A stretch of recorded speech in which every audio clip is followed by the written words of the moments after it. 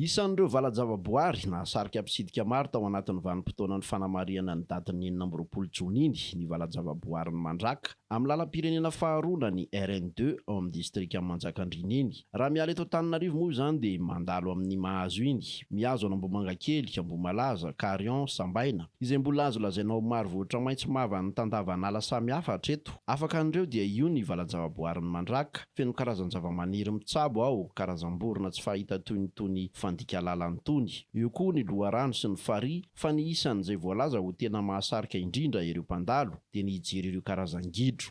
Marika le nteneniko teo hoe manodidina ny 30 isa eo izy.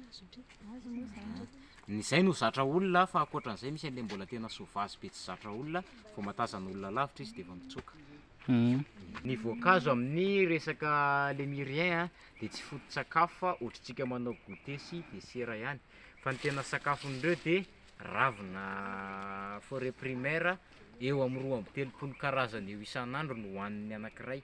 Izy rehetrarehetra ireo dia manao an'izay daholo. Izay ny antony iray tsy hanidina anazy anaty grillage satria tsy ho araka ny hamahana anazy an'izay raviny izay.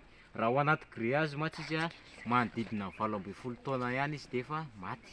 Ao anatin'ny fianakaviana indray ny famihana lémuride rehetrarehetra ao anatin'izay reto variky reto dia sady tsy mivadiavana izy ireo no tsy mampirafy. Dia tsy mampirafy efa mazava fa ilay tsy mivadiavana no asiako fanampiny kely hoe ireo ilay fianakaviana iray ireo hitantsika ireo. Ka rehefa hanambady ilay tonga 20 taona dia tsy amin'ireo izy no maka vady fa any amina gropy hafa any. Dia rehefa maty vady izy mijanona ho tokapo fa tsy manambady intsony mandritra ny fiainany. Rehefa maty ihany koa izy mahafantatra ny toe-batana izy hoe ho faty dia miala lavitra amin'ny toerana falehan'ny fianakaviany sy fonenany izy mandeha manari-tena. Mitady andreny lavaka amin'ny hazo na amin'ny vato na amin'ny tany ireny izy dia mitsofoka ao rehefa ho faty.